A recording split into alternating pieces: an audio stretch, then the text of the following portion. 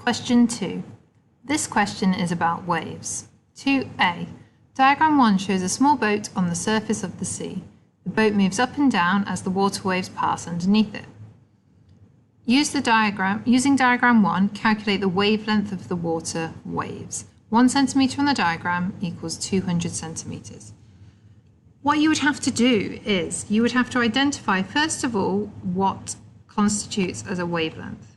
And you can either look at trough to trough or peak to peak. I'm going to use trough to trough. What you have to do is draw a straight line, and you have to use your ruler. Okay, you have to use a ruler to measure this distance. And you should measure something between 6.9 centimetres and 7.2 centimetres.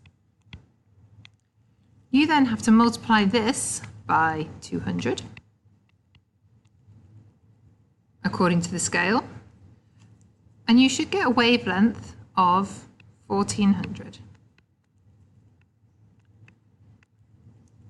Depending on what you measured the wavelength to be. The unit's already given to you, it's in centimetres. Next question, part 2. State the equation linking wave speed, frequency and wavelength. Again, you can write this in words or you can write it in symbols. I'm going to write it in symbols. V is for wave speed, F is for frequency, and lambda is wavelength. Next question. The frequency of the water wave is 0.4 Hertz. Calculate the speed of the water wave. Right, so what do we know already? We know frequency is 0.4 Hertz. And we know that wavelength is 1400 centimetres. So, first thing you have to do is convert centimetres into metres, which gives you 14 metres. Okay. Using our equation above, V equals F frequency multiplied by wavelength. We then have to do 0.4 multiplied by 14, which gives us an answer of 5.6 meters per second. And as our raw data is given to the smallest number of significant figures is 1, we round that up to 6 meters per second. The next question we've got, question 4, states that water waves are transverse. State another example of a transverse wave. You can write any of the following. You can write any electromagnetic wave. Now, an electromagnetic wave is any kind of form of light. So you can say light, or any other EM wave.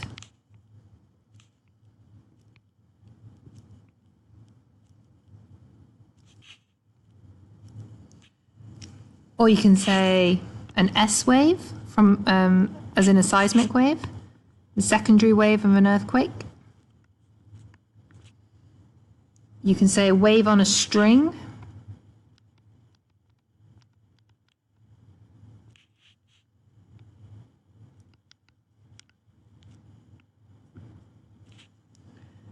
You can also say a gravitational wave.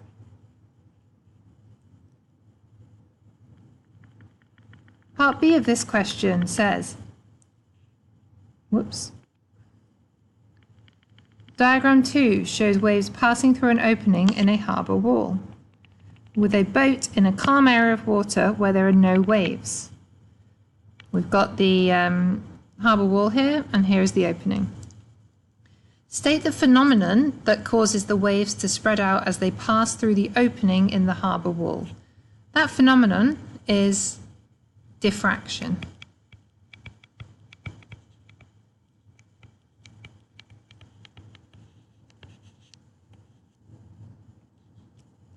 Okay. Discuss what would happen to the boat if the size of the opening in the harbour wall changed.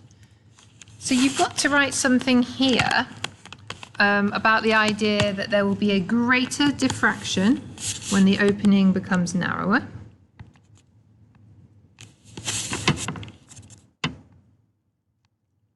Oh dear.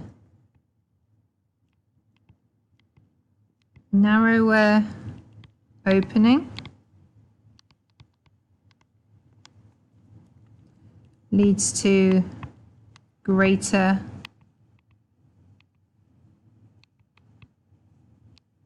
diffraction.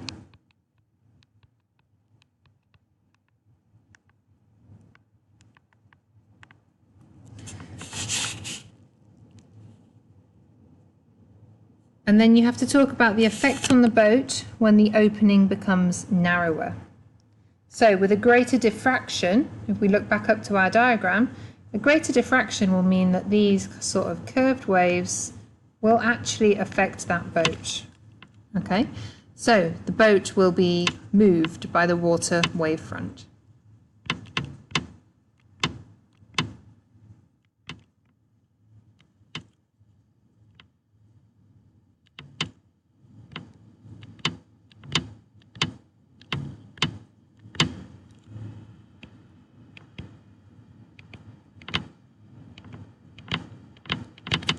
There will be less diffraction when the opening becomes wider. And if there's less diffraction, then these curved lines will be even smaller.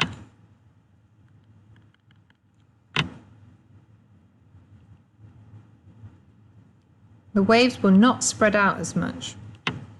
And the boat will not move still because the waves don't reach the boat. So, wider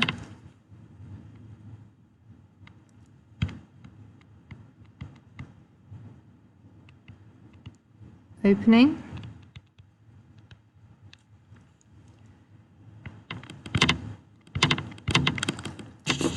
less diffraction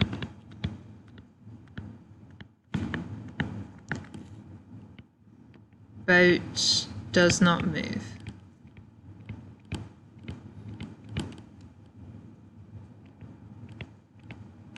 And that's that. 10 marks in total for that question.